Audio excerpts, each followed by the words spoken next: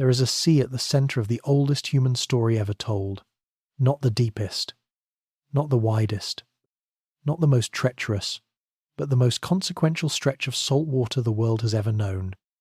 The Mediterranean, the Middle Sea, the sea between the lands, a body of water so enclosed, so navigable, so perfectly positioned between the civilizations of Europe, Africa, and the Near East, that for roughly 3,000 years, whoever controlled its currents controlled the fate of the known world.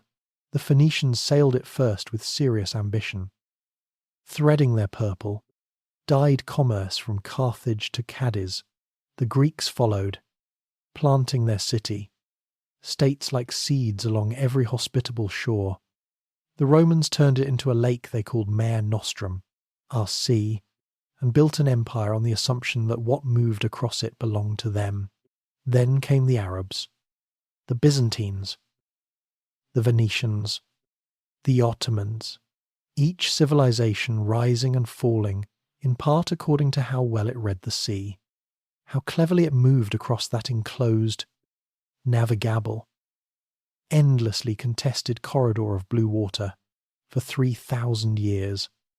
The Mediterranean was where the action was, and for approximately 300 of those years, from the late 15th century to the early 19th, one stretch of its southern shore became home to something that no history book has ever quite managed to contain in a single, comfortable category: the North African coastline, Morocco to Libya, the territory that European sailors, merchants, diplomats, and terrified coastal villagers called the Barbary Coast. For 3 centuries, this shoreline was the headquarters of one of the most sustained, most organised, and most culturally astonishing maritime raiding enterprises in the history of the world.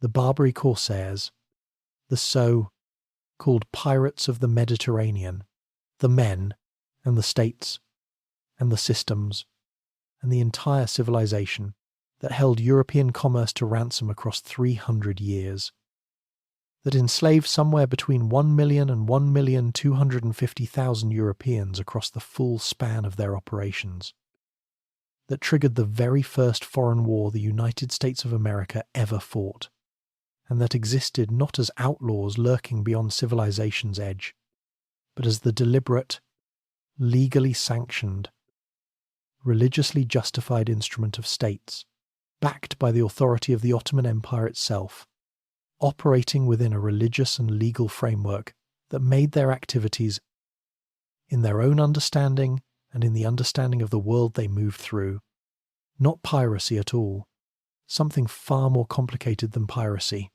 something far more interesting, something that 3 centuries of European fear and European fascination never quite managed to understand clearly, and that we are only now, after decades of serious historical scholarship, beginning to see with the complexity it deserves.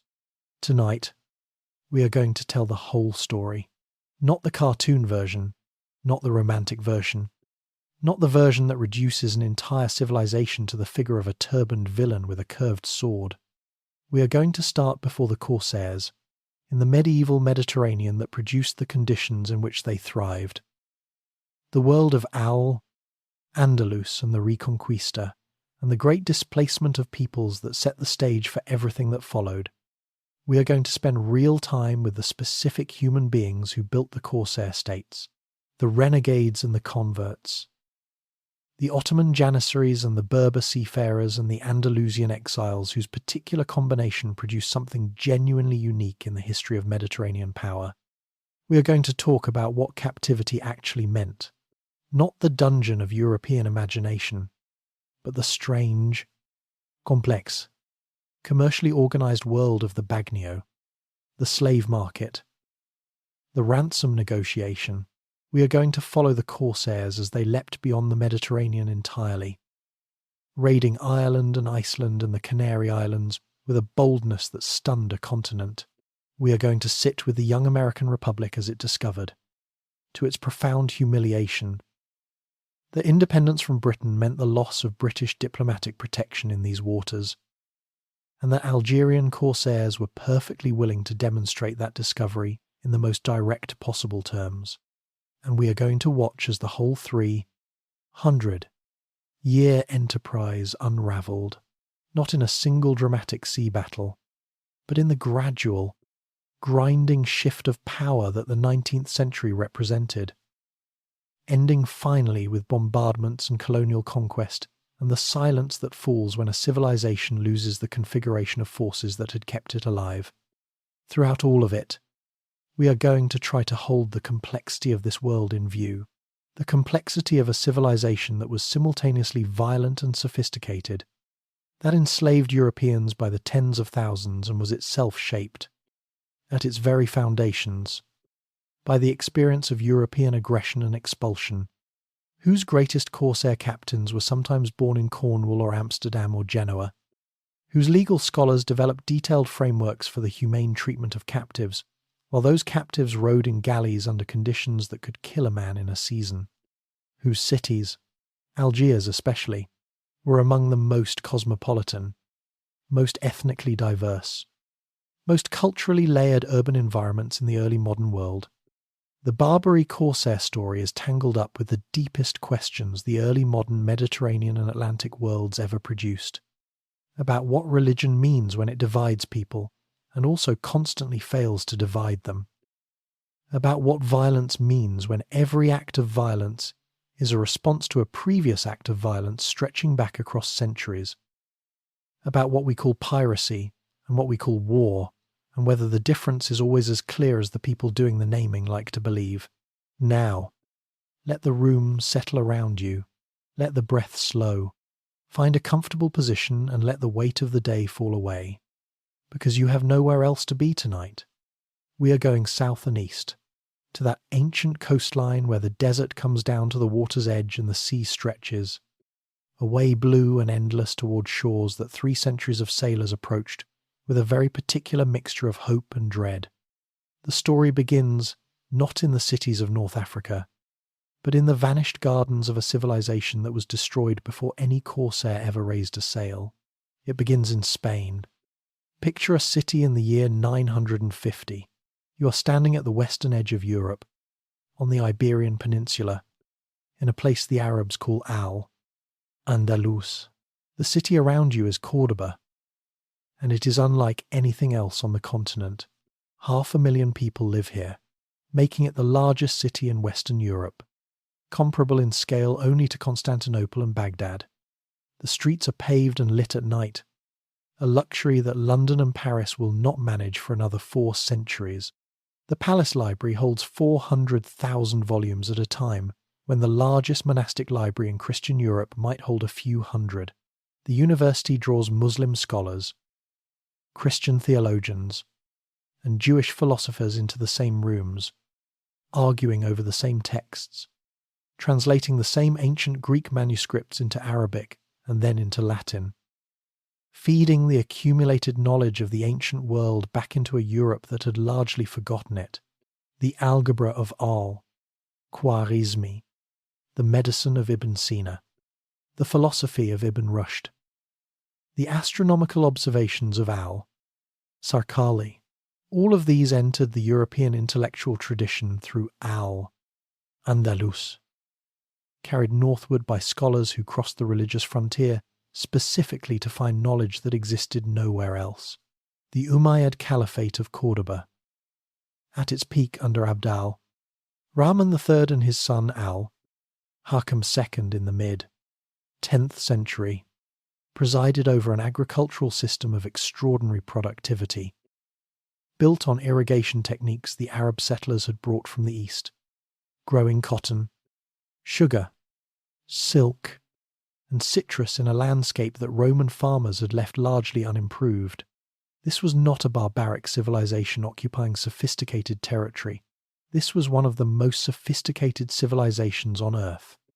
And it happened to be Muslim. And it happened to be in Spain. What the Reconquista did to al-Andalus across the 11th, 12th, 13th, and 14th centuries was not a simple sweep of Christian righteousness across a uniformly alien landscape. It was slow, complicated, frequently interrupted, and productive of a social world of extraordinary nuance along the way. The Mudéjars, Muslims living under Christian rule in Castile and Aragon, built the specific architectural tradition of Mudéjar design that still marks the churches and palaces of medieval Spain, with geometric tilework and horseshoe arches and carved plasterwork that the Christian kings commissioned, because nothing in the purely Christian tradition was as beautiful.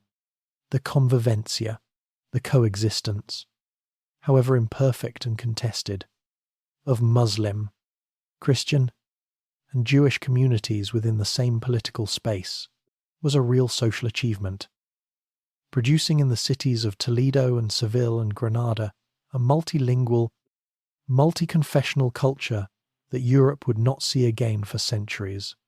Courts where a Jewish physician might serve a Muslim king who employed a Christian architect, neighborhoods where the call to prayer, the church bell, and the synagogue cantor were all audible from the same street corner. It was not paradise. There was discrimination. There was violence. There were hierarchies of power that favored some communities over others. But it was a genuine human experiment in pluralism, and its destruction was a catastrophe of the first order. By the late 15th century, that destruction was being driven to its conclusion with a systematic ferocity that the earlier centuries had rarely matched. The year 1490 contains three events that reshaped the Atlantic and Mediterranean worlds simultaneously. Ferdinand and Isabella of Castile completed the Reconquista by taking Granada, the last Muslim kingdom on the Iberian Peninsula. In March, they issued the Alhambra Decree, expelling every Jew from Spain who refused conversion, somewhere between 150,000 and 200,000 people driven from a country their families had inhabited for over 1,000 years. And in August, Christopher Columbus, sailing under their patronage, made landfall in the Caribbean, opening the Atlantic world that would eventually supersede the Mediterranean as the central axis of global power. These three events were connected. The same ideology that drove the expulsion of the Jews and the completion of the Reconquista, the demand for religious uniformity, the equation of Spanish identity with Catholic Christianity, also drove the Spanish imperial project across the Atlantic. And the human cost of that ideology did not stay contained within the Iberian Peninsula. It crossed the Strait of Gibraltar and arrived on the North African shore with a grief and a fury that would shape the next 3 centuries of Mediterranean history. The Andalusian exiles, Muslim and Jewish alike, settled in the cities of Morocco, Algeria, and Tunisia. They brought with them the architectural knowledge that built the distinctive Medinas of Fez and Tlemcen and Tunis. They brought the music that still inflects North African classical traditions. They brought the agricultural techniques and the craft skills and the specific, intense, transmitted memory of what they had lost, and they brought a burning desire, held across generations and expressed through the corsair enterprise with remarkable consistency, to return, or at minimum, to make those who had expelled them understand that expulsion had a price. The corsair raid on a Spanish coastal village, carrying off its inhabitants into slavery, was not random violence. It was understood by the people conducting it, understood consciously, articulated explicitly in some cases, as a mirror image of the Christian raid on a Muslim village during the Reconquista. The debt was centuries old. The accounting was being continued by different means. This dimension of the corsair world is consistently underemphasized in histories that focus on the dramatic individual figures of the great corsair captains, on the naval battles and the ransom negotiations and the diplomatic confrontations with European powers, but it was structurally fundamental. The corsair cities of North Africa, Algiers, Tunis, Salé in Morocco, and Tripoli, had substantial Andalusian populations throughout the 16th and 17th centuries, men and women who maintained the architecture and the music and the agricultural techniques and the specific cultural memory of al-Andalus in their adopted cities, while simultaneously funding, crewing, and in some cases commanding the corsair enterprises that preyed on the shipping and the coastlines of the countries that had expelled them. The expulsion of the Moriscos, the forcibly converted descendants of Spanish Muslims, between 9 and 14 added a further 300,000 people to this population of the aggrieved, many of them carrying specific technical knowledge of Iberian shipbuilding and navigation that would prove extraordinarily useful to the corsair enterprise at precisely the moment it needed to make the leap from Mediterranean raiding to Atlantic capability. The Mediterranean of the 16th century was not a world where violence came from nowhere. It was a world where every act of violence was a response to a previous act of violence, and where the debts, cultural, religious, personal, generational, were centuries deep. The corsairs understood this. The people they raided, by and large, did not. That asymmetry of understanding shaped everything that followed. He was born on the island of Lesbos, somewhere around 1478. The son of a Greek father, a former soldier turned potter, and a mother whose origins historians have argued over for generations, possibly Greek, possibly Turkish. Almost certainly a woman of the Aegean world where identities blurred and languages mixed, and the boundary between Christian and Muslim was more a matter of circumstance than conviction. He went to sea young, as boys on Aegean islands did, because the sea was the only road that led anywhere worth going. He learned the trade routes of the Ottoman, controlled Eastern Mediterranean, learned how to read weather and wind and the politics of port authorities, learned the specific skill of knowing when to negotiate and when to fight and when to disappear over the horizon before anyone could do either to you. His name, in the form that history has chosen to remember him, was Hayreddin Barbarossa, red beard in Italian, the language spoken by the Mediterranean merchants who feared him most, and he was, by any reasonable measure, the single individual most responsible for creating the corsair world that would dominate the Mediterranean for 3 centuries after his death. But the story does not begin with Hayreddin alone.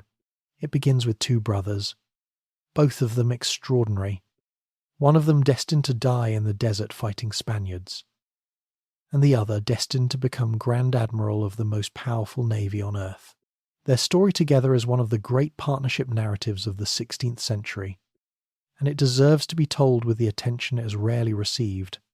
Aruj Barbarossa, the elder brother, the one who blazed the trail, established himself in Tunisia in the early years of the 16th century and began building a reputation that spread fear from Gibraltar to the Greek islands. He raided Spanish shipping with a ferocity and an intelligence that made him something more than a successful pirate. He built coalitions among the Moorish exiles who flooded into North African port cities carrying their grief and their skills from al-Andalus. Among the Berber populations of the Maghreb coast, who had their own complicated relationship with both the Spanish pressure from the north and the Arab cultural dominance from within. Among the Ottoman sailors and adventurers who drifted westward, looking for opportunity in the contested waters of the central Mediterranean, Arai understood, instinctively or by calculation, that the corsair enterprise could not survive as a purely personal adventure. It needed a political base, a territorial foundation, a city and a harbour, and the administrative infrastructure that turned raiding from a seasonal occupation into a year round industry. He found that base at Algiers, a modest port city on the Algerian coast that occupied one of the finest natural harbours in the western Mediterranean, and he began the process of making it into something genuinely new. He was killed fighting the Spanish in 1518, cornered near the town of Tlemcen, cut down before he could complete what he had begun. The Spanish soldiers who killed him reportedly cut off his head and displayed it. They believed they had ended the problem. They had, instead, handed it to someone more capable. Hayreddin inherited his brother's enterprise, his network, his reputation, and his unfinished project. and immediately faced the full weight of Spanish military pressure that Aruj had been holding at bay through sheer personal force. The Spanish were pushing hard along the North African coast. They had already taken fortified positions at Oran in 9 and Tripoli in 10, and their strategy was clear. Establish a chain of fortified coastal enclaves that would strangle the corsair enterprise before it could consolidate. Hayreddin looked at the forces available to him, looked at the forces arrayed against him, and made a political decision of such extraordinary consequence that it reshaped the entire strategic geography of the Mediterranean. He sent an embassy to Constantinople. He offered the allegiance of his corsair enterprise, his ships, his men, his harbour, his territorial control of the Algerian coast, to the Ottoman Sultan Selim I, in exchange for Ottoman military support and the formal title of Ottoman Governor of Algiers. The offer reached a sultan who was already thinking about the western Mediterranean, already calculating how the North African coast fitted into the broader Ottoman strategic competition with the Habsburg Empire of Spain. The offer was accepted. The Ottomans sent 6,000 soldiers and substantial artillery. Hayreddin used that military support to defeat the Spanish, backed local rulers who had been contesting his control, to establish effective authority over Algiers and its surrounding territory, and to transform what had been a corsair enterprise, a private military and commercial operation sustained by personal charisma and opportunistic raiding, into the Western instrument of Ottoman imperial policy. Algiers became an Ottoman regency, and the corsair enterprise, from that moment forward, was not piracy. It was a function of state. Hayreddin's subsequent career traced an arc that has no close parallel in the history of any naval commander before or since.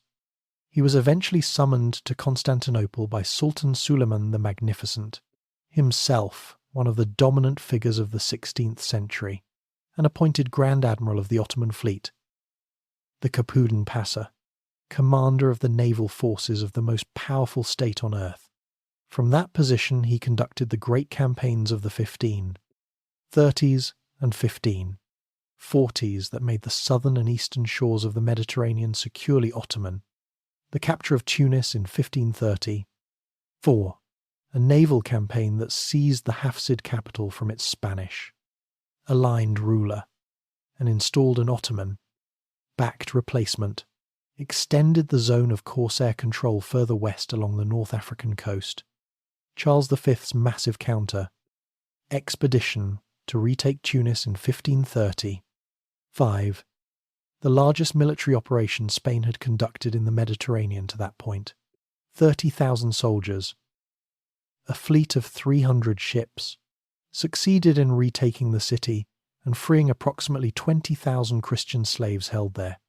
But Hayreddin escaped with his fleet intact, ravaged the Italian coast on his withdrawal back to Algiers, and the strategic balance remained essentially unchanged. Then came the Franco-Ottoman alliance, one of the stranger diplomatic arrangements in the history of 16th century Europe, partly Hayreddin's own diplomatic achievement, bringing the Ottoman fleet to winter at the French port of Toulon in 1543 and 1540. The French city was essentially evacuated of its Christian population to accommodate the Ottoman navy as guests of King Francis I. Ottoman warships, flying Ottoman flags in a French Mediterranean harbour. It was, by any measure, one of the more extraordinary spectacles the century produced. Hayreddin died in 1546, in Constantinople, in his bed, which for a man who had made as many enemies as he had, was itself a remarkable achievement.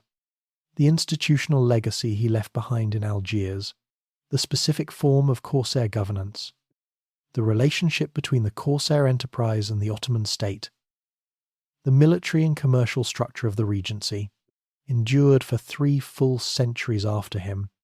He had built something that outlasted him by longer than the United States of America has yet existed. That is the measure of what Hayreddin Barbarossa actually accomplished. The Mediterranean in the mid-16th century was not a sea that anyone crossed casually. It was a war zone, the front line of the largest geopolitical confrontation the world had yet produced.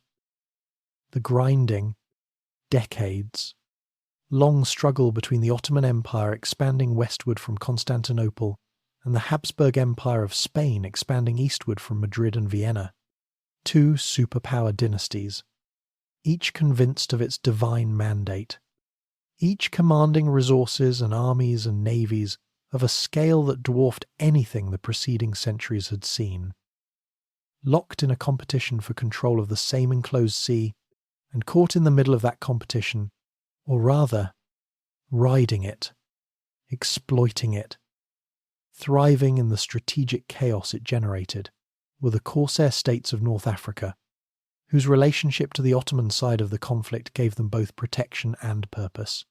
To understand the corsair enterprise at its height, you have to understand this larger frame. The corsairs were not operating in a vacuum of simple religious antagonism. They were operating as the naval vanguard of the Western Ottoman frontier, conducting the same strategic competition that Suleiman the Magnificent was pursuing on land in Hungary and at sea in the eastern Mediterranean, but doing so from the specific geographic position of the North African coast, with the specific human resources that position provided, and with a commercial logic layered underneath the religious and political one that made the enterprise simultaneously a holy war, a state policy, and a remarkably profitable business. These three things were never in contradiction. They were, in the corsair world, the same thing viewed from different angles. The Battle of Lepanto, fought on the 7th of October 1570, one at the mouth of the Gulf of Patras on the Greek coast, was the moment that the Christian world had been waiting for since the Ottoman fleet first began its westward expansion a century earlier. Pope Pius V had assembled a Holy League combining Spanish, Venetian, Genoese, and papal naval forces under the command of Don John of Austria, the illegitimate half, brother of Philip II of Spain, 24 years old, personally brave in the manner that the era both required and celebrated, and commanding the largest Christian fleet ever assembled in the Mediterranean. The Ottoman fleet, commanded by Ali Pasha, was equally enormous. When the two forces met in the narrow waters of the Gulf, the resulting engagement was one of the largest naval battles in the history of the world. Approximately 40,000 men died in a single day.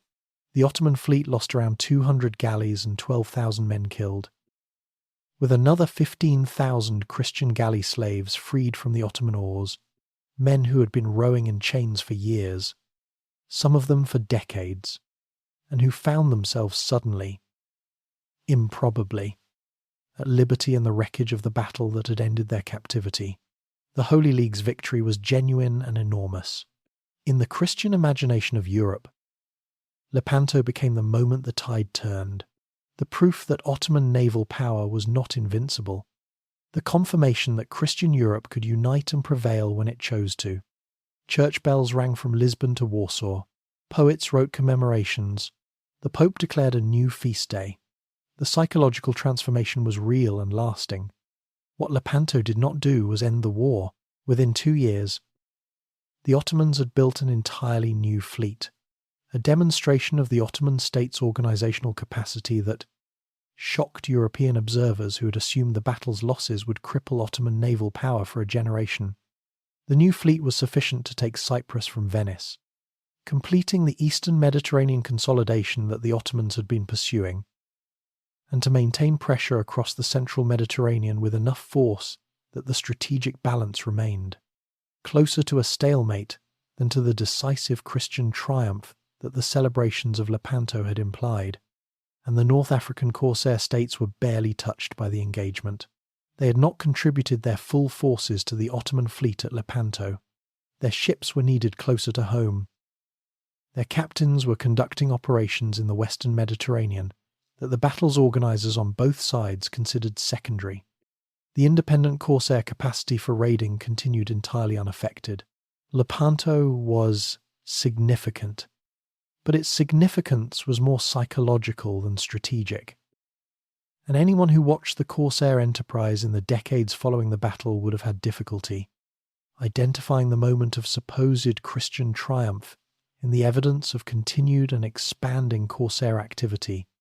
There was one man at Lepanto whose experience of the battle and its aftermath gives us the most intimate, human window into what the Mediterranean world of the corsairs actually felt like from the inside. Miguel de Cervantes, not yet the author of Don Quixote, not yet the greatest novelist of the Spanish Golden Age, but a young Spanish soldier of 24, fought through the battle with a fever that should have kept him below decks. He insisted on fighting anyway. He took 3 arquebus wounds and lost the permanent use of his left hand. The wound that gave him the ironic self. Description he would use in later life, the maimed man of Lepanto. 4 years after Lepanto, sailing from Naples to Spain, Cervantes was captured by Algerian corsairs, commanded by a Greek renegade named Arnaut Mami, and taken to Algiers as a slave.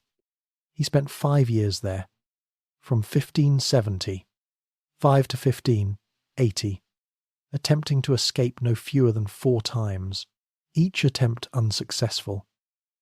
Each one documented in the records of the Trinitarian friars who eventually negotiated his ransom.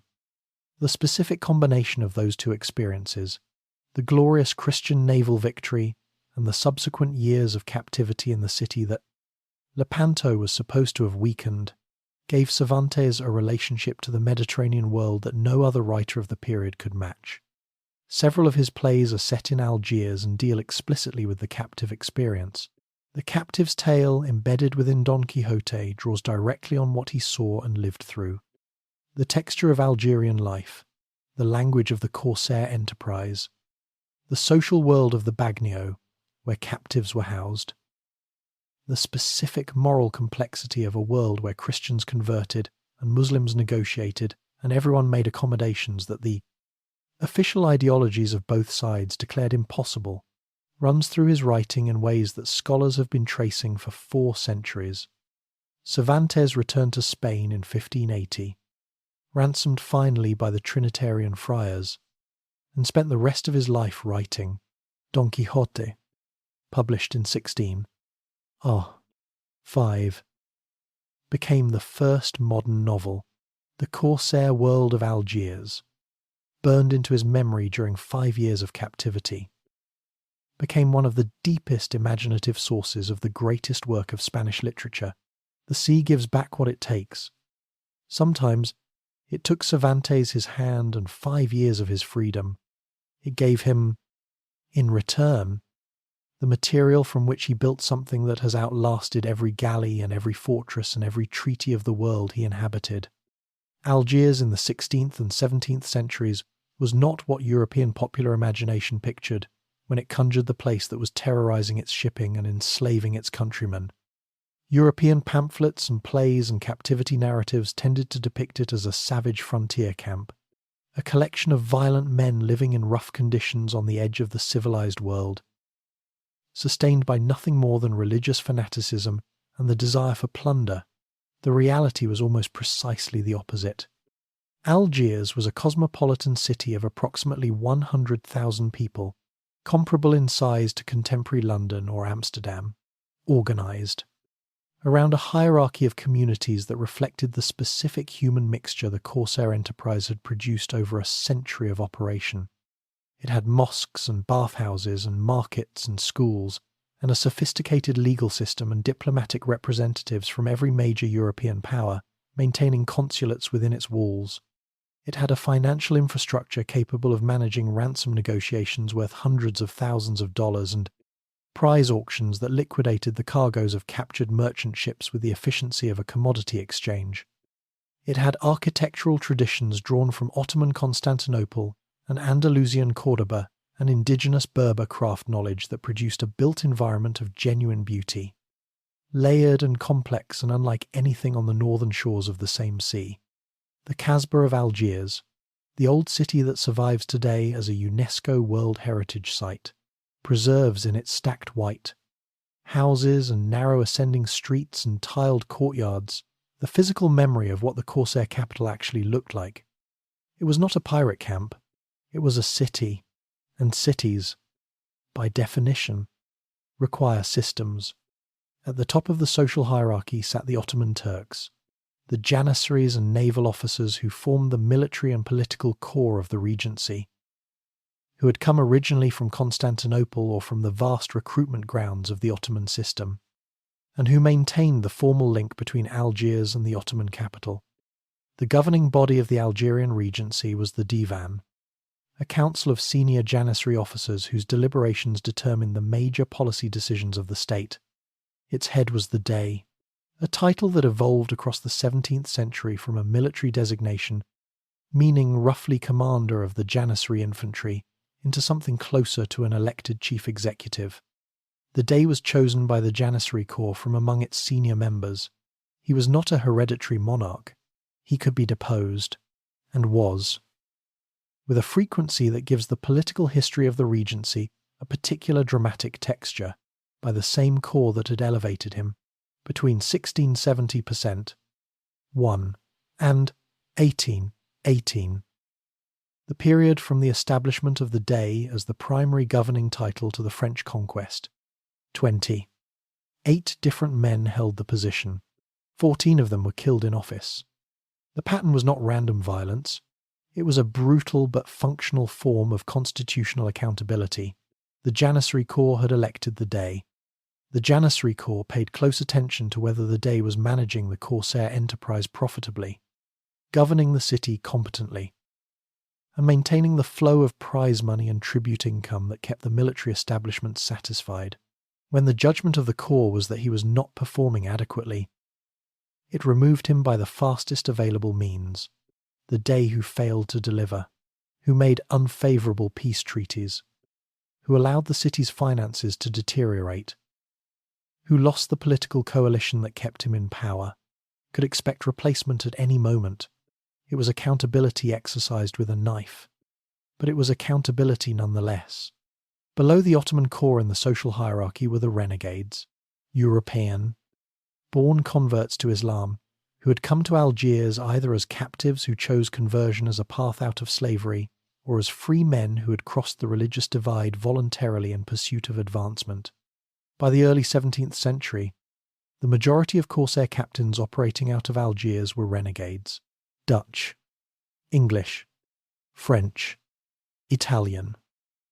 Greek men who had taken Muslim names and Muslim identities and were now commanding the ships that raided their former. Countrymen with a professional effectiveness that their home countries found both threatening and deeply unsettling. They brought with them the navigational knowledge, the ship design expertise, and the gunnery skills of Northern Europe, and they applied those skills in service of the corsair enterprise, with results that made Algiers a genuinely formidable naval power. The financial structure that organised all of this activity was not the anarchic sharing, out of stolen goods, that the word piracy implies. It was a regulated commercial system with defined property rights and legal oversight. A corsair expedition began with a commercial arrangement between the owner of a vessel or a consortium of investors who held shares in it, and a captain who would command it on a cruise. The prizes taken during the cruise were subject to a standardized division. The Dey of Algiers received a share of approximately 1/10 as a licensing fee, acknowledging the state's authority over the enterprise. The ship's owner received a portion covering investment and profit.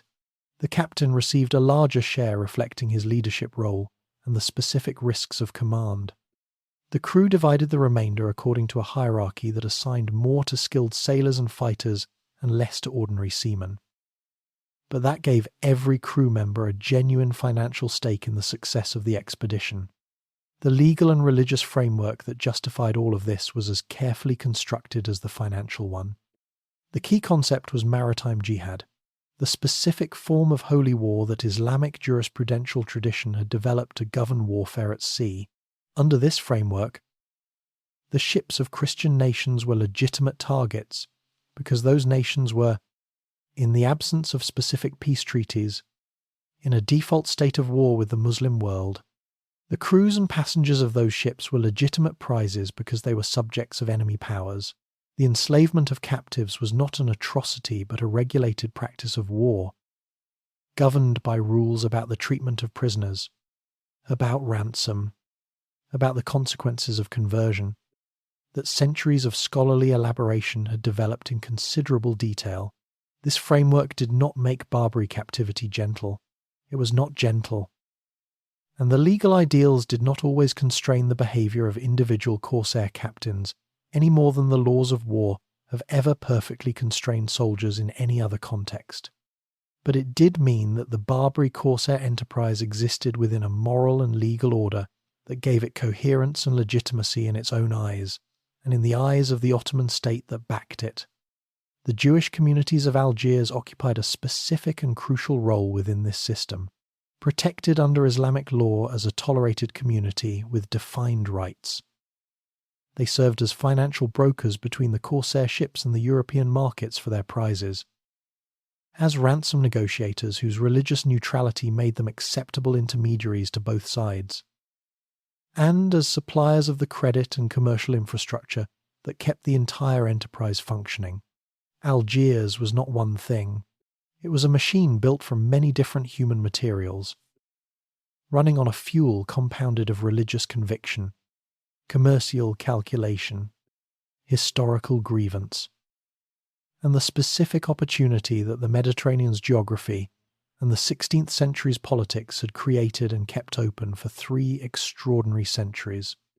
There is a particular kind of historical figure that every era produces, but few eras acknowledge comfortably: the man or woman who crosses the boundary that their society has declared uncrossable, who chooses the other side, not out of treachery in the simple sense, but out of a calculation, or a conviction, or a desperation that their own world cannot contain.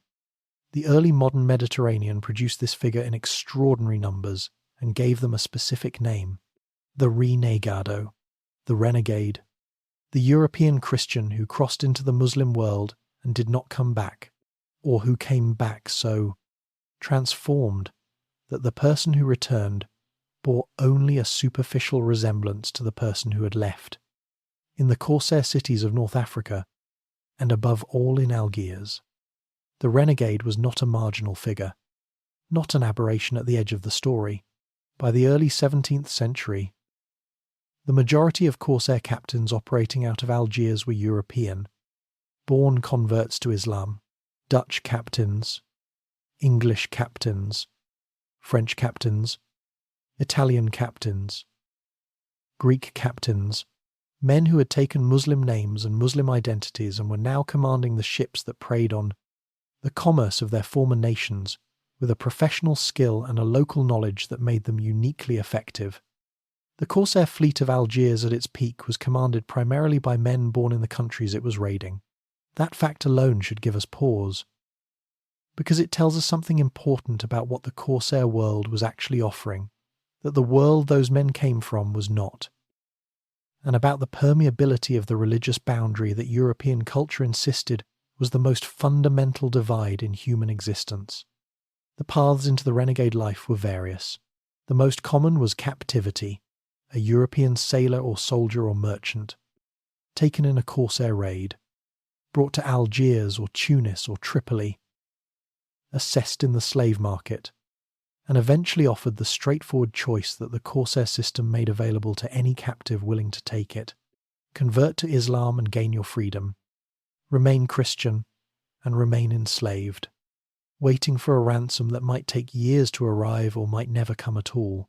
The coercive element in this choice was real, and the Catholic Church in Europe maintained specific procedures for receiving back converts who had later escaped or been ransomed: confession, ritual reconciliation, various degrees of penance calibrated to how actively the former convert had participated in actions against Christians during their time in North Africa. But the coercive element does not fully explain the renegade phenomenon, because many of the most prominent renegades had not been captives at all. They had come voluntarily. They had crossed the Mediterranean deliberately, seeking something in the corsair world that their home countries could not provide. What the corsair world offered to a capable European man without birth or inherited wealth was advancement.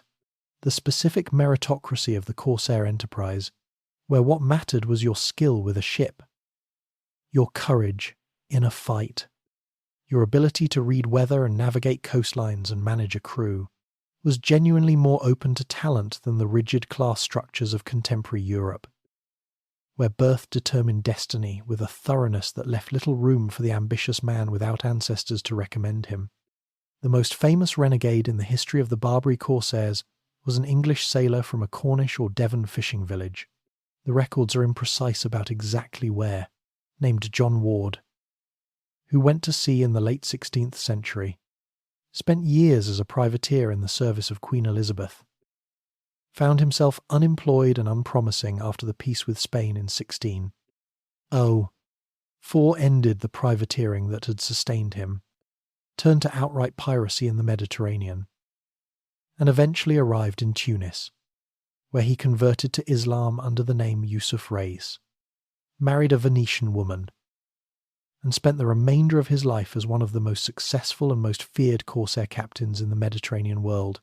His career was so extraordinary, his captures so numerous, his audacity so consistent, his apparent contentment with his adopted life so complete, that it inspired a play, A Christian Turned Turk by Robert Daborn, performed in London around 1612, and multiple pamphlets whose mixture of fascinated horror and reluctant admiration tells you everything about how the English public processed the existence of a man who had crossed the religious divide that was supposed to be uncrossable and seemed, by all accounts, entirely comfortable on the other side of it. Ward reportedly died peacefully in Tunis in the 1620s, wealthy and comfortable in a house that visitors described as furnished with Italian marble and decorated in the Moorish style. No dramatic punishment, no divine retribution, just a renegade's life completed in comfort, in a city that had rewarded his skills more generously than the one that had produced him. English popular culture found this deeply unsatisfying. History found it illuminating.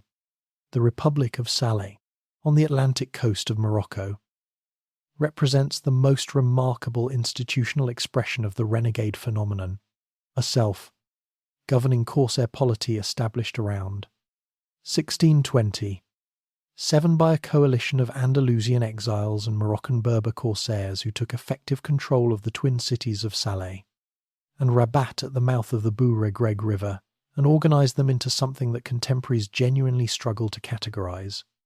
It had an elected leadership, its own diplomatic relations with European powers, including England and France and the Netherlands, its own legal system, and a corsair enterprise that operated in the Atlantic as well as the Mediterranean with a reach and an ambition that regularly astonished those watching from the northern shores.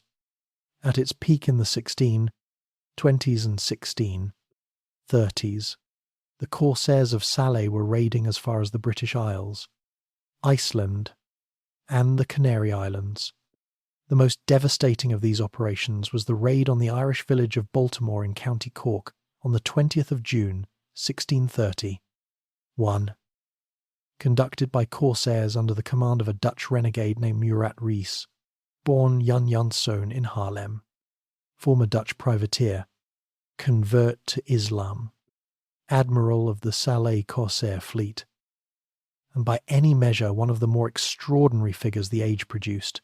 He descended on Baltimore at 2 in the morning with 2 corsair vessels and carried off over 100 inhabitants, men, women, and children, into slavery in North Africa. Of those 107 people taken from a small Irish fishing village in the middle of the night, only 2 are known to have ever returned to Ireland. The rest vanished into the Barbary world, some dying in captivity, some converting and remaining, some simply lost to the historical record in the way that ordinary people without wealth or institutional connections are always lost. The Baltimore raid is a small episode in the 3-century span of the corsair enterprise, but it captures something essential about what the renegade phenomenon actually meant in human terms. Not a romantic story of men who chose freedom over convention, but a reminder that the freedom some men chose came directly at the cost of the freedom of others, carried off in the darkness from everything they had ever known, The coastlines of southern Italy tell a story that most tourists standing on their cliff tops never think to ask about. The villages are set back from the water, sometimes hundreds of meters inland, sometimes perched on hilltops with commanding views of the sea in every direction. Built there, not for the view, but for the warning that a sail on the horizon meant danger, that the time between sighting a corsair vessel and the arrival of armed men on your shore was measured in minutes, and that a village too close to the water was a village waiting to be emptied. The French historian Fernand Braudel, who did more than any other scholar to illuminate the history of the 16th-century Mediterranean, estimated that corsair raids had driven the inhabitants of large stretches of the Italian and Spanish coastline permanently inland, abandoning the water's edge to the raiders in the same way that Viking raids had pushed coastal populations inland across early medieval England and Ireland. The islands of Ischia and Lipari were depopulated by successive raids to the point where they had to be formally resettled by the Spanish crown. Stretches of the Calabrian and Sicilian and Sardinian coast were effectively uninhabited for generations, their fishing villages empty, their harbours silted up, their fields gone back to scrub, because the people who had once worked them had been taken or had fled far enough inland to feel safe. This was not an occasional disruption. It was a sustained geographic transformation, the permanent reshaping of how human populations distributed themselves along an entire coastline, driven by 3 centuries of corsair pressure, and still visible in the settlement patterns of regions that have largely forgotten why their ancestors built where they did. The mechanism that produced this transformation was the corsair raid, typically a coastal assault on a European village conducted in darkness. In the hours before dawn, when the population was asleep and resistance was minimal, or the capture at sea of a merchant vessel whose crew and passengers became prizes alongside its cargo, the captives taken in these operations were brought back to North Africa and processed through the slave markets of Algiers, Tunis, or Tripoli. Public and elaborate affairs described by numerous European witnesses in terms that make clear how thoroughly the market had been institutionalized. Captives were examined physically, their skills assessed through questioning and observation, their nationality determined because it shaped both the likely ransom mechanism and the diplomatic complications their captivity would generate, and their probable ransom value estimated with the practiced eye of men who had been making these calculations their entire professional lives. This last assessment was the crucial one, because it determined everything that followed. The Barbary slave system was fundamentally a ransom economy rather than a labour economy in the way that the Atlantic slave trade was a labour economy. The most profitable outcome for a corsair captain was not to work a captive to exhaustion in a quarry or chain him to a galley oar until he died. It was to ransom him for the highest possible price. A dead captive generated no income. A living, healthy, eventually ransomed captive was the ideal commercial outcome. And the institutional structures of the corsair economy were organized around producing that outcome with a consistency that distinguished it sharply from the pure brutality that European popular accounts tended to describe. The ransom infrastructure that handled the financial mechanics of captive release was, by the 17th century, one of the most sophisticated diplomatic and commercial systems in the early modern world. At its institutional core were the Catholic religious orders of the Trinitarians, founded in 1198, and the Mercedarians, founded in 1218. Both organized specifically and from their founding charters for the purpose of ransoming Christian captives from Muslim captivity. Their fundraising campaigns in European churches, the collection boxes shaped like captive figures in chains, the sermons describing conditions in the bagnios of Algiers, the published lists of named captives awaiting redemption that doubled as fundraising literature, sustained a flow of money from European congregations into North Africa that continued for centuries. The ransoms themselves were not cheap. A common sailor or peasant farmer might be ransomed for $100 to $200 Spanish dollars, a sum representing years of a labourer's earnings, raised through some combination of family savings, community fundraising, and institutional charity that could take years to assemble. A skilled craftsman, a ship's officer, or a priest might cost $500 to $1,000. A wealthy merchant or nobleman could cost many thousands. And the negotiations for his release could drag across years as the corsair owner and the European family or government worked through intermediaries toward a price that each side could accept.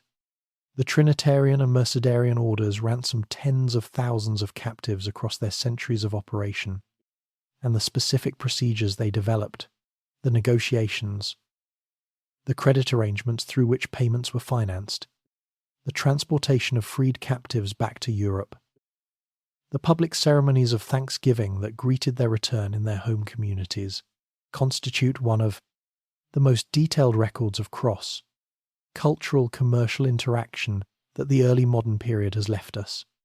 The bagnio, the term derived from the Italian word for bath, because many of the facilities used to house captives in Algiers had originally been Roman bathhouse. Complexes was the specific institution of captive life that most witnesses described in the greatest detail, and what they described consistently surprised their European readers. It was simultaneously a prison, a barracks, a commercial space, and a remarkably open social environment whose complexity the single word slavery does not adequately capture. Captives in the bagnio could trade, conduct small businesses, hold Christian religious services in small chapels that the corsair administration formally tolerated, receive visitors including European merchants and diplomats, and maintain communication with the outside world through letters carried by the redemptionist friars and the diplomatic consuls. Miguel de Cervantes, who spent 5 years in the bagnio of Algiers between 1575 and 1580, described a world of considerable internal social organization, hierarchies among the captives themselves, relationships between captives and their owners that range from brutal exploitation to something approaching genuine mutual accommodation, and a permeability between the captive world and the free city around it that made the bagnio less a sealed dungeon than a specific kind of liminal space, neither fully inside Algerian society nor fully excluded from it. Father Pierre Dan, a Trinitarian friar who made 3 separate missions to Algiers in the early 17th century, left the most systematic European account of the bagnio system, not a sympathetic document, given his religious commitments, but a careful observer's report from a man who had spent years in Algiers and had the specific practical motivation of a ransoming friar to understand the system he was trying to navigate. His descriptions of the population the bagnios held, the internal hierarchy among captives, the small Christian chapels where Mass was quietly said, and the role of the friars as institutional intermediaries between the captive world and the free one remain the richest single primary source for what Barbary captivity actually felt like from the inside. Complicated, protracted, uncertain, and shot through with the specific human texture that institutions always produce when they manage the same situation long enough to develop their own customs, their own hierarchies, their own strange accommodations with the reality they were built to contain. There is a moment in the history of any enterprise when it outgrows the container that originally shaped it, when the skills and the ambitions and the accumulated momentum of the operation push beyond the boundaries that geography or circumstance had previously imposed, and the world suddenly discovers that what it thought was a regional problem is something considerably larger. For the Barbary corsair enterprise, that moment arrived in the early 17th century, and it arrived through a technological transformation that was simultaneously simple in its mechanics and revolutionary in its consequences. The traditional instrument of corsair raiding had been the Mediterranean galley, a long, low, powered vessel perfectly adapted to the specific conditions of its home sea, shallow, drafted enough to approach beaches directly, maneuverable enough to operate in the light and variable winds of the Mediterranean summer, capable of rowing in dead calms when sailing vessels sat helpless on a glassy sea, ideal for the quick coastal raid that descended before dawn and was gone before any organised response could materialise. The galley was the perfect Mediterranean weapon. It was also, by the standards of the Atlantic Ocean, with its longer swells and stronger and more consistent winds, and the vast distances between any 2 points worth visiting, essentially useless. The Atlantic demanded a different kind of ship, the three-masted, square, rigged sailing vessel that the Dutch and English had developed through decades of North Sea and Atlantic Ocean trading. A vessel that could handle heavy weather, carry substantial stores for long voyages, and mount enough cannon to defend itself against the naval escorts that Atlantic commerce increasingly required. When the corsair fleets made the transition to this kind of vessel, they did not merely gain a new tool, they gained an entirely new ocean. The human catalyst for this transition was the same population of expelled and aggrieved Iberians who had been fueling the corsair enterprise's ideological fire since the 1530s. The expulsion of the Moriscos, the forcibly converted descendants of Spanish Muslims, whose Christianity the Spanish Inquisition had never fully trusted, and whose loyalty the Spanish crown had finally decided it could not afford to assume.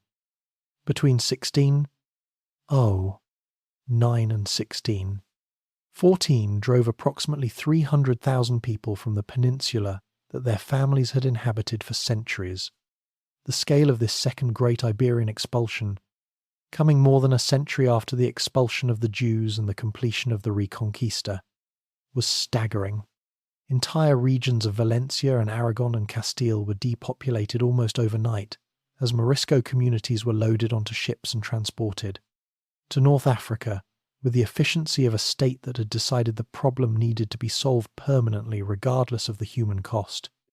The Moriscos who arrived in the corsair cities brought something beyond grief and grievance. They brought specific technical knowledge of Spanish and Portuguese shipbuilding traditions, knowledge of Atlantic navigation, of the wind patterns and current systems and coastal geography of the Iberian Peninsula and its Atlantic approaches, accumulated across generations of living on a peninsula bounded on 3 sides by ocean. This knowledge, combined with the existing corsair enterprise's organisational capacity and the Dutch and English renegades who brought Northern European ship design expertise into the mix, produced the technological synthesis that gave the corsair fleets Atlantic capability at precisely the moment when the political will to use that capability was strongest. The consequences of the Atlantic leap were startling in their geographic reach. Between 1609 and 1616, Barbary corsairs took roughly 500 English and Scottish vessels in the Atlantic and the Channel, not the Mediterranean, where everyone expected them, but in the home waters of the nations whose sailors crewed those ships. In 1617, an Algerian corsair squadron of 5 ships entered the English Channel and captured a merchant fleet, returning from the Newfoundland fishing grounds, the first time Barbary corsairs had operated that far north, in waters that the English had assumed were safely beyond any North African reach. The shock was considerable. Parliament debated it. Pamphlets circulated. Coastal communities in Devon and Cornwall, the same communities that had produced John Ward and other renegades, began experiencing the corsair threat not as something that happened to sailors unlucky enough to wander into the Mediterranean, but as something that could arrive on their own doorstep in the night. In the 1620s and 1630s, corsair operations extended to Ireland, to Iceland, to the Canary Islands off the African coast. The Baltimore raid of 1630. 1. Murat Rees descending on a sleeping Irish fishing village at 2 a.m. was the most dramatic single expression of this Atlantic ambition, but it was not an isolated incident. It was the apex of a sustained campaign of Atlantic raiding that demonstrated the corsair enterprise's capacity to project power across distances that the galley-era corsairs could never have imagined. The English government found itself paying its diplomats in Morocco partly in the hope of recovering English captives held at Salé. The Irish government had no effective response at all. The Icelandic fishing communities raided in 1620. 7 could only watch as their people were carried south toward a world they had never imagined and would mostly never leave. The complicity that sustained this Atlantic expansion deserves more direct acknowledgement than it usually receives. The Dutch, whose commercial empire in the early 17th century was expanding with a speed and an ambition that made them simultaneously the most innovative and the most ruthlessly pragmatic commercial power in the Atlantic world, found themselves occupying a deeply ambiguous position in relation to the corsair enterprise. Dutch renegades captained corsair ships. Murat Reis himself was born Jan Janszoon in Haarlem. Dutch shipwrights sold ship designs to the corsair states, designs incorporating the advances in hull construction and rigging that made Dutch vessels the finest ocean-going ships of the era. Dutch merchants supplied the naval stores: timber, tar, canvas, rope, iron fittings that the corsair fleets needed and that the Mediterranean region could not produce in adequate quantities. The English were little better. English merchants in the early 17th century actually lobbied Parliament against strong naval action against the corsairs, on the explicit grounds that the corsairs were attacking the shipping of England's commercial rivals, the Dutch, the Venetians, the Spanish, and that a Mediterranean cleared of corsair activity would be a Mediterranean in which English merchants faced more commercial competition rather than less.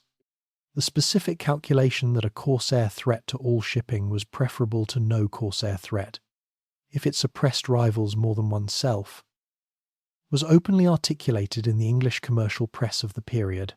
The many thousands of English captives in Algerian slavery might have found this reasoning insufficiently sympathetic. The Barbary corsair enterprise at its 17th century height was sustained by Ottoman political authority, North African human resources, Andalusian and Morisco technical knowledge, and Northern European industrial and navigational expertise simultaneously. To call it simply Islamic piracy against Christian Europe is to mistake the label on the bottle for the contents inside it. The reality was a transnational enterprise embedded in the deepest commercial and political structures of the early modern Atlantic world, a world that condemned the corsairs publicly and supplied them privately, and whose hypocrisy was as much a structural feature of the system as the corsair raids themselves. To treat the Barbary corsair world as though it were simply Algiers with some peripheral appendages is to misread the geography of the enterprise and to flatten a complexity that deserves its full dimensions. Algiers was the largest and the most politically dramatic of the corsair cities, the one whose relationship with the Ottoman Empire was most direct and whose corsair enterprise was most purely organized around maritime raiding as a state industry. But Tunis and Tripoli each had their own distinct character, their own political histories, their own relationship to the broader Mediterranean commercial world, and their own specific contributions to the century story of the Barbary enterprise. And alongside all three of them, operating on the Atlantic coast of Morocco with a self-governing audacity that made even the Algerian Days administration look conventionally hierarchical by comparison. The Republic of Salé represented yet another variation on the corsair theme, proof that the enterprise was not a single institutional model imposed from above by Ottoman authority, but a family of related responses to the same geographic and political opportunities, each shaped by its specific human and historical context into something genuinely distinct. The full mosaic of the corsair world is considerably more interesting than any single piece of it, and the pieces illuminate each other in ways that the Algiers-centered narrative cannot capture alone. There is also the matter of the Christian mirror image, the Knights of Malta, whose existence in the same sea conducting the same enterprise, from the opposite religious direction, demands acknowledgement in any honest accounting of what the Mediterranean of this period actually was. Tunis was ancient before Algiers existed as anything more than a modest coastal settlement. It stood on the site of Carthage, the city that Rome had destroyed in 146 before the Common Era after the 3 Punic Wars, and then rebuilt because the location was too strategically valuable to leave empty, and it had been one of the great cities of the medieval Arab world since the Hafsid dynasty established itself there in the 13th century. The Hafsids had maintained a court of genuine Islamic scholarly distinction, patronizing the kind of theological and legal learning that gave Tunis a cultural prestige that the newer corsair cities could not match. Ibn Khaldun, the 14th century philosopher and historian, whose Muqaddimah remains one of the most original works of historical thinking ever produced, had spent significant portions of his career in Tunis and at the Hafsid court. The city carried that intellectual tradition into the corsair era with a cultural confidence that shaped the specific character of Tunisian corsair activity in ways that distinguished it from the more purely military organization of Algiers. The corsair enterprise at Tunis was somewhat more integrated into a broader legitimate commercial economy than its Algerian equivalent. The city maintained substantial trade with European merchants alongside its corsair operations, and the specific character of Tunisian raiding was shaped by this commercial context into something somewhat less purely predatory. The Husseinid dynasty that established itself in Tunis in 1705 and governed the regency until the French conquest in 1880. Was one of the more stable political arrangements the corsair world produced, a hereditary dynasty of Tunisian origin, maintaining the forms of Ottoman legitimacy while exercising genuine independent authority and managing the corsair enterprise as one element of a diversified economy rather than as its overwhelming organizing principle. Tripoli occupied a different position again, geographically, commercially, and politically. The city sits at the point where the Mediterranean coast turns south toward the great emptiness of the Sahara, and its position at the northern terminus of one of the most important Saharan trade routes gave it an economic dimension that neither Algiers nor Tunis possessed. The Karamanli family that seized power in 1711 and governed Tripoli until the Ottoman reassertion of direct control in 1835 managed a commercial empire that simultaneously encompassed Mediterranean corsair raiding and the Saharan trade in enslaved people, gold, and ivory, making Tripoli a node in multiple long-distance trade networks at once. The human cost of the Saharan slave trade, the people transported north across the desert under conditions of extreme brutality, the mortality rates of the desert crossing, the absorption of sub-Saharan African people into North African cities through a process of violence and commercial transaction that left them with fewer institutional protections than even the European captives in the Bagnios, is a dimension of the Barbary world that the European-focused captivity narrative has consistently obscured. Any honest accounting of what the corsair states actually were must include this dimension alongside the more familiar story of European captives and ransom negotiations. Because the Saharan trade was not a footnote to the Barbary enterprise. It was, for Tripoli especially, as central to the economy as anything that happened at sea. The Karamanli rulers navigated the competing pressures of Ottoman suzerainty, European diplomatic demands, and the internal politics of a city whose commercial interests ran in several directions simultaneously, with a sophistication that the standard narrative of Barbary turbulence and instability underestimates. The Knights of Malta, the Order of St.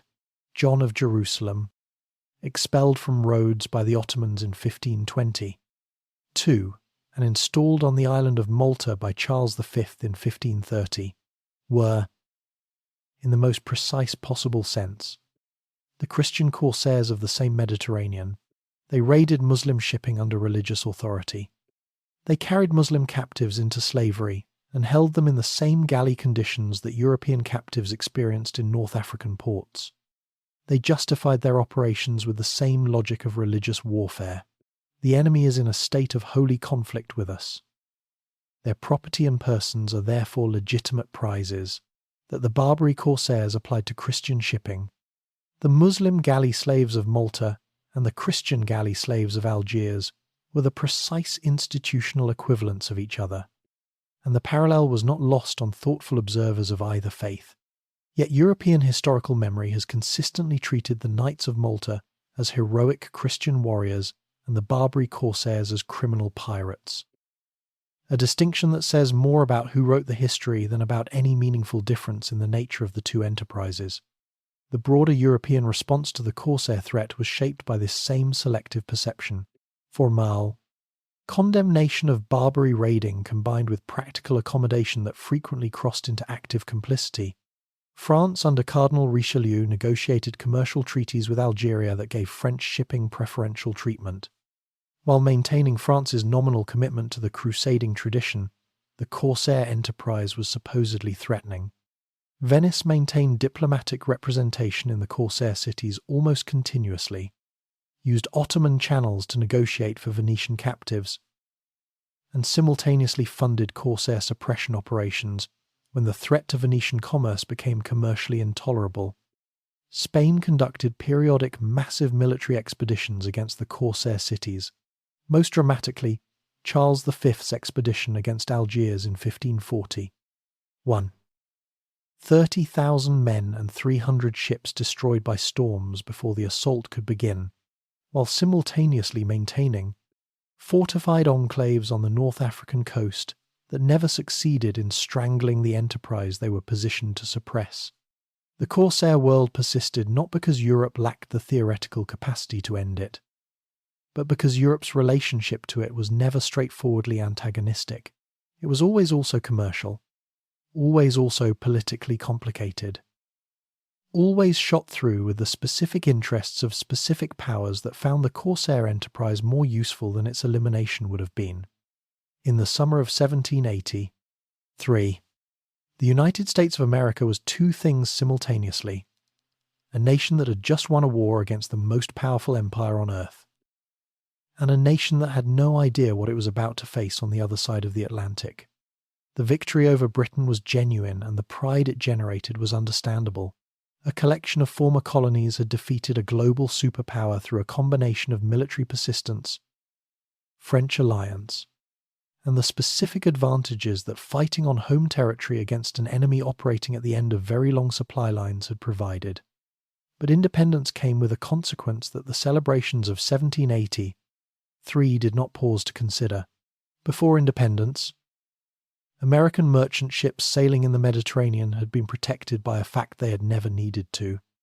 Think about the fact that Britain maintained treaties with the Barbary states that covered British ships and American ships, as British colonial vessels sailed under that protective umbrella without paying a cent toward the diplomatic arrangements that kept them safe. Independence removed that umbrella with immediate and practical effect.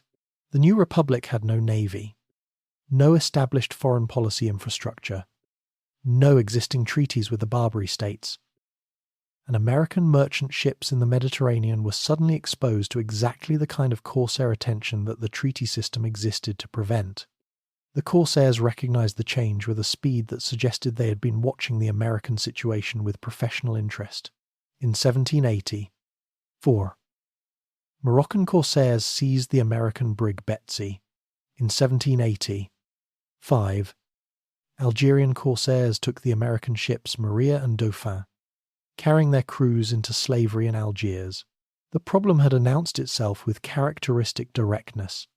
The American government's response was constrained by a combination of factors that made any decisive action essentially impossible in the short term. The Confederation Congress had virtually no money and no reliable mechanism for raising any. The Articles of Confederation had left the central government without the power to tax, which meant it had no revenue, which meant it had no navy, which meant it had no force to bring to bear on the problem even if it had known exactly what force to apply. Into this institutional vacuum stepped two men whose disagreement about the appropriate response to the Barbary problem was one of the most consequential policy debates in the early history of American foreign policy. Thomas Jefferson, serving as American minister to France, favored a naval response, a combination of force and sustained diplomatic pressure that would compel the Barbary states to respect American shipping through demonstrated willingness to make non-compliance costly. He had been studying the Barbary situation since before independence and had concluded that paying tribute to states that demanded it as a condition of leaving your commerce alone was not merely expensive but structurally self-defeating. It rewarded the demand, guaranteed its repetition, and committed the payer to an escalating relationship of subordination that had no natural endpoint.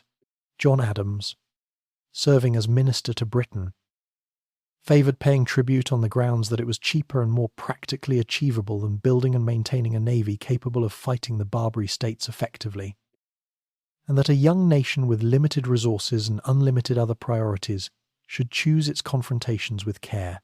Adams was not wrong about the costs. Jefferson was not wrong about the logic. The debate between them, pragmatism versus principle, immediate economy versus long-term independence, is one of those historical arguments that feels genuinely unresolved even 2 centuries later, because both men were seeing something real. Adams won the argument for the moment, largely because the money for a navy simply did not exist, and the will to create the taxation mechanism that would have funded one was not yet present in a political culture that had just fought a revolution partly over the question of taxation. The tribute payments that the United States eventually negotiated with the Barbary states through the 1790s were substantial and deeply humiliating in ways that the diplomatic language used to describe them struggled to conceal. The Treaty of Algiers in 1795, which secured the release of the American captives who had been held in Algerian slavery for a decade, cost approximately $1 million in immediate cash payment, a sum that represented about 1/6 of the entire annual federal revenue of the United States, plus an annual tribute in naval stores and goods amounting to $24,000 per year. The treaties with Morocco, Tripoli, and Tunis added further obligations. By the end of the 1790s, the United States was paying roughly $2 million per year to the Barbary states in various forms of tribute and ransom, and approximately 1/5 of the entire federal revenue was flowing to North Africa.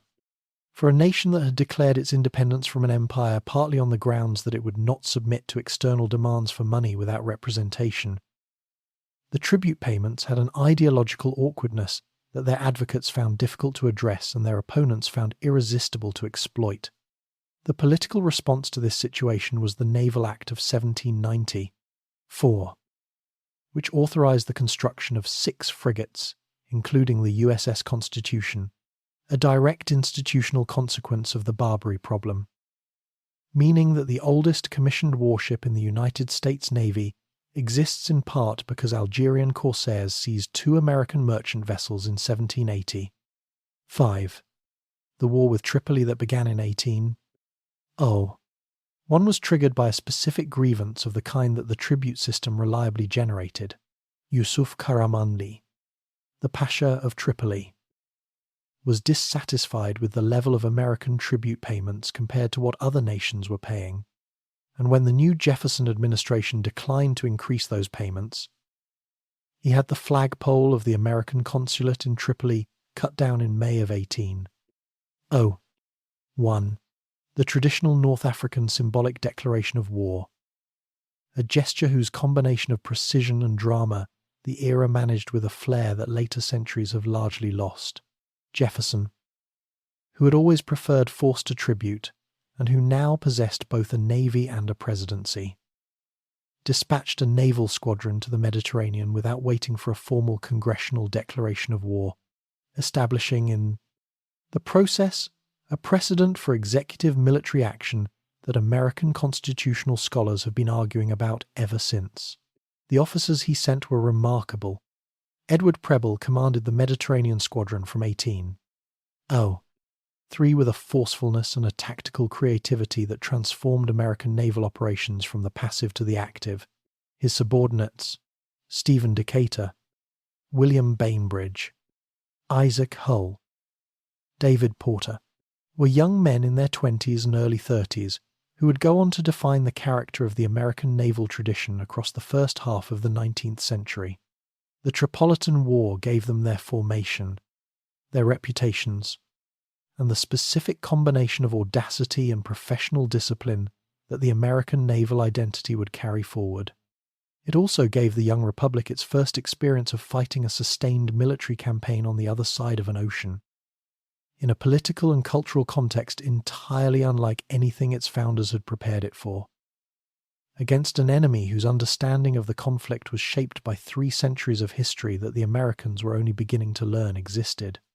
On the night of the 16th of February 1804, a small vessel called the Intrepid slipped into the harbour of Tripoli under cover of darkness and silence, moving with the kind of deliberate quietness that only men who understand exactly how badly things could go wrong are capable of sustaining. On board were Stephen Decatur, 5 years old, already the most talked, about junior officer in the American Navy, and approximately 60 volunteers who had agreed to sail into a heavily fortified enemy harbour in a vessel too small to survive serious combat, for the purpose of boarding and burning the USS Philadelphia, the American frigate that had run aground on an uncharted reef outside Tripoli in October 1803 and been captured by the Tripolitans, who were in the process of refitting it for use against the very squadron it had been sent to support. The Philadelphia in Tripolitan hands was not merely an embarrassment, it was a genuine strategic threat, a powerful American warship that could be turned against American interests with the full knowledge of American capabilities that its capture had provided. Preble had decided it could not be allowed to remain. Decatur had volunteered to solve the problem. The Intrepid approached the anchored Philadelphia under a Maltese flag and with a Sicilian pilot aboard who spoke enough Arabic to manage the initial hailing without immediately triggering alarm. When the vessel came alongside, Decatur's men swarmed up the Philadelphia's hull with a speed and a coordination that gave the Tripolitan Guard almost no time to respond. The fighting on deck was brief and violent. The incendiary materials the Americans had brought were distributed through the ship and lit.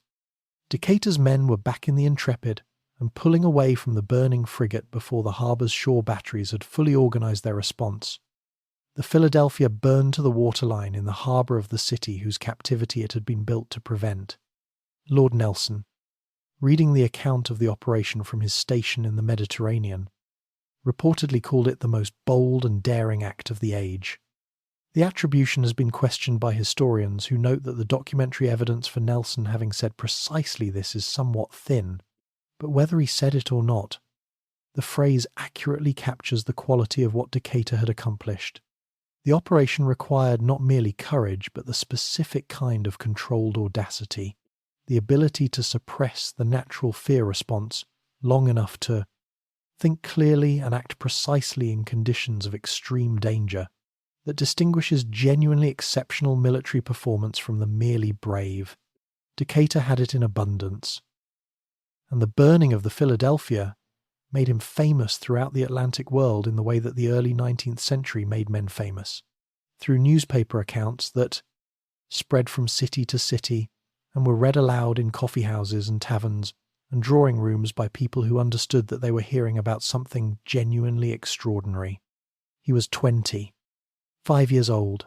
He had sailed into a fortified enemy harbour in the dark, burned an American warship to prevent its use against Americans, and sailed back out through the harbour guns. The American naval tradition, still young enough to be in the process of defining itself, had found one of its founding stories.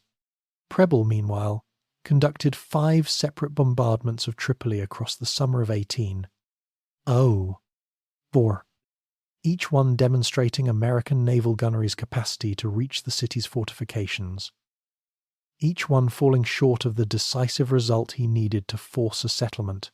The block had held. The pressure continued. But the war required something more than naval action alone could provide.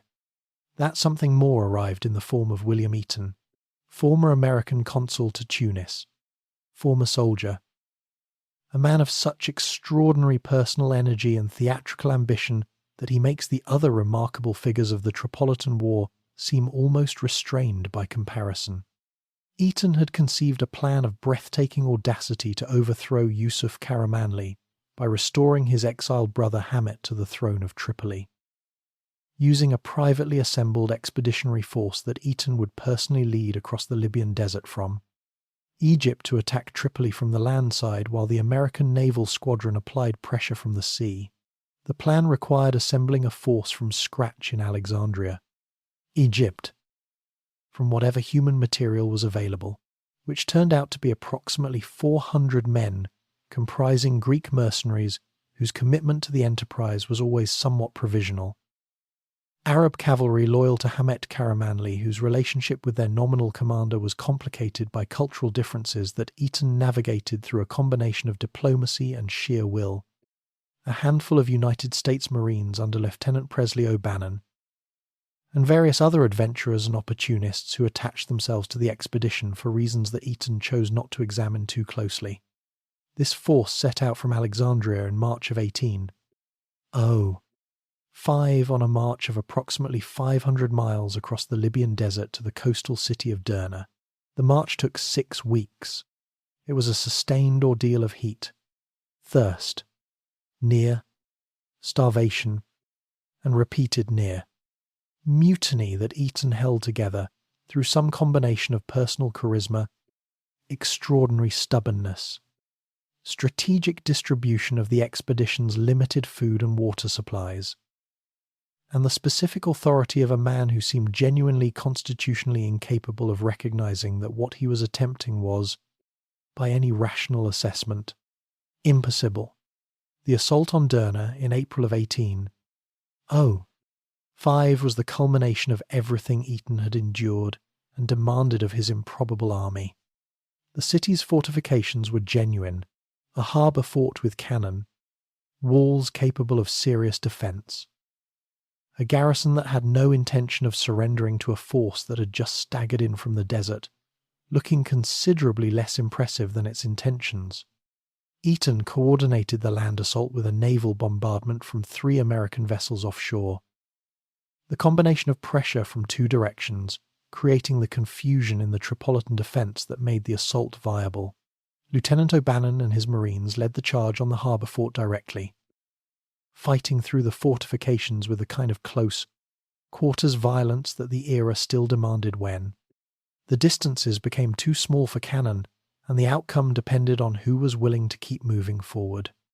The American flag was raised over the fort at Derna on the 27th of April, 1805. The first time in history that the flag of the United States was raised in victory on foreign soil.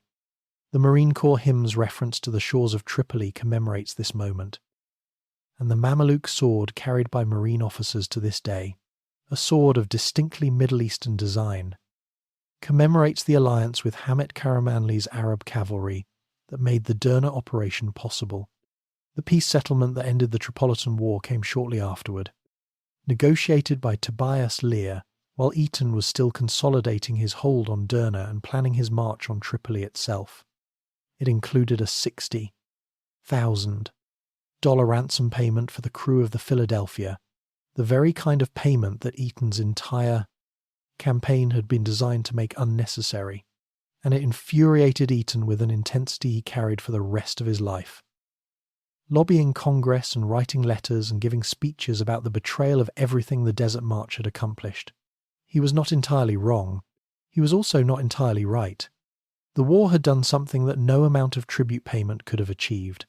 It had demonstrated that the United States was willing to fight, capable of innovation under pressure, and possessed of officers whose quality exceeded anything the Barbary states had previously encountered from across the Atlantic. Stephen Decatur returned to the Mediterranean in June of 1815 with 10 warships and a very different brief from the one he had carried in 1804. He was not there to blockade a city or burn a captured frigate or support a desert march. He was there to end the tribute system entirely, to deliver to the rulers of the Barbary states a message so unambiguous and so backed by demonstrated force that 3 centuries of European diplomatic accommodation would be superseded in a matter of days by the simple arithmetic of what resistance would cost. He had already begun making that arithmetic clear before he reached any harbour.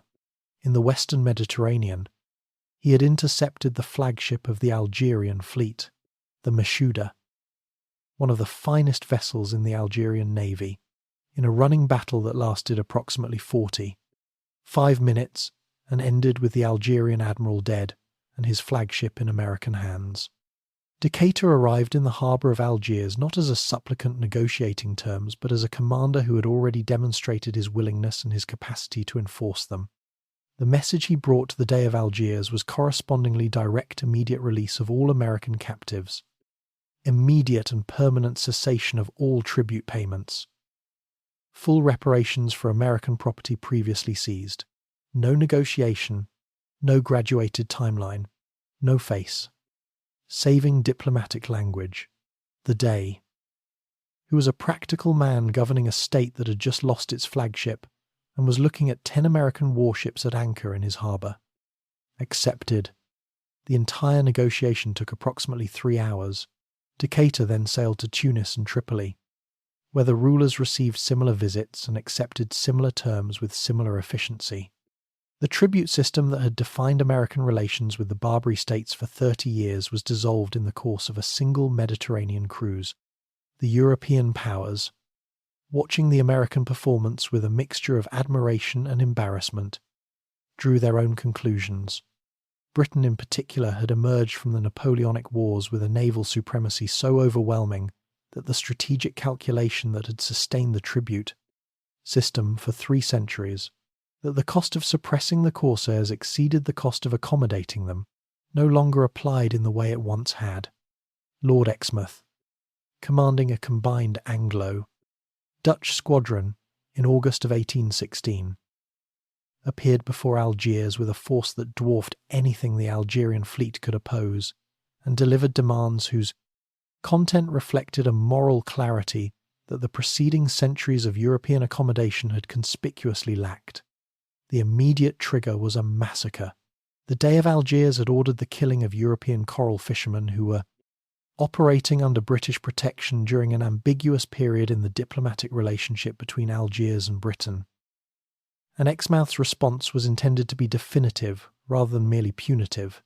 The bombardment that followed lasted 9 hours. It was one of the most concentrated and destructive naval actions of the early 19th century. Ship after ship firing broadside after broadside into the Algerian harbour fortifications and the fleet anchored within them.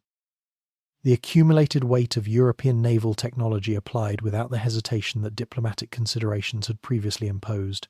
When the guns fell silent, most of the Algerian fleet had been destroyed or severely damaged. A substantial portion of the harbour fortifications had been reduced, and the Dey had no practical alternative to the terms Exmouth presented. Approximately 3,000 European captives were freed in the days following the bombardment, men and women who had been held in the bagnios of Algiers in some cases for years, released into a Mediterranean morning that must have felt, after the previous night's violence, almost impossibly quiet. The final act of the Barbary story was not a naval bombardment but a colonial invasion, and it came from France. In 1830, the French government of King Charles I, facing serious domestic political difficulties and calculating that a foreign military success might restore some of the popular support, that constitutional crises were eroding at home, used a diplomatic incident of almost comic inadequacy as the justification for a full-scale military invasion of Algeria. The incident involved a dispute over debt repayments and the Dey of Algiers striking the French consul with a fly. Whisk during a heated diplomatic exchange, an act whose offensiveness to French national honour was real enough, but whose proportionality as a justification for conquering a country required the kind of reasoning that governments produce when they have already decided what they want to do and need a reason to say publicly. The French invasion of Algeria in 1830 was brutal in its execution and protracted in its consolidation. The conquest of the Algerian interior took decades, accompanied by violence against the Algerian population that historians have since characterized in terms considerably stronger than the language the French government of the time employed. The Algerian Regency as a political entity ended with the French occupation, the corsair enterprise, which had survived 3 centuries of Spanish expeditions and Ottoman politics and American frigates and British bombardment, ended not with a naval defeat, but with absorption into the European imperial order that was remaking the world in the 19th century, swallowed by the same expansion of European power that the corsair enterprise had in some sense been resisting and exploiting and responding to since the expulsions of 1490. Two first set the whole story in motion. What remains? After 3 centuries of corsair activity and the violence that ended it, is something more than wreckage. The captivity literature that the Barbary experience produced is one of the richest bodies of primary sources the early modern period has left us. Thomas Pellow, a Cornish boy of 11 captured by Moroccan corsairs in 1716, spent 23 years in Morocco before escaping, converting to Islam, serving in the Moroccan Sultan's army, marrying a Moroccan woman, and publishing an account in 1739, whose specificity of detail and psychological awareness make it one of the most vivid records of cultural survival that any era has produced. Joseph Pitts of Exeter, captured by Algerian corsairs in 1670, 8 at approximately 15 years old, eventually made the Hajj to Mecca, becoming the first Englishman known to have performed the pilgrimage, and published an account in 1704 whose remarkably hostile description of Islamic religious practice provides a counterpoint to every standard European depiction of Islam as incomprehensible superstition. The Treaty of Tripoli of 1796, signed on behalf of the United States in the specific diplomatic context of reassuring the Tripolitans that the new American Republic was not engaged in a religious war, contained in its 11th article the first explicit statement by an American government that the Republic's identity was secular rather than confessional, a declaration produced not by philosophical debate in Philadelphia, but by the practical demands of negotiating with a North African ruler who needed reassurance on exactly that point. The Marine Corps hymn opens with the shores of Tripoli. The Mameluke sword carried by Marine officers commemorates an alliance formed in the Libyan desert. The USS Constitution, the oldest commissioned warship in the American Navy, was authorized by Congress because Algerian corsairs seized 2 merchant ships in 1780. 5. The Kasbah of Algiers, a UNESCO World Heritage Site, preserves in its layered architecture the physical memory of a civilization that European power eventually conquered but never entirely erased. The Mediterranean knows all of this. It has always been too old and too various to belong to any single story. But tonight, for a little while, we sat beside it and listened to one of the stories it contains, one of the stranger and more complicated ones. A story about the uses of religious difference and the permeability of religious difference, and the violence that both produced across 3 centuries that the sea remembers even when we do not. Let that settle around you now. Rest easy.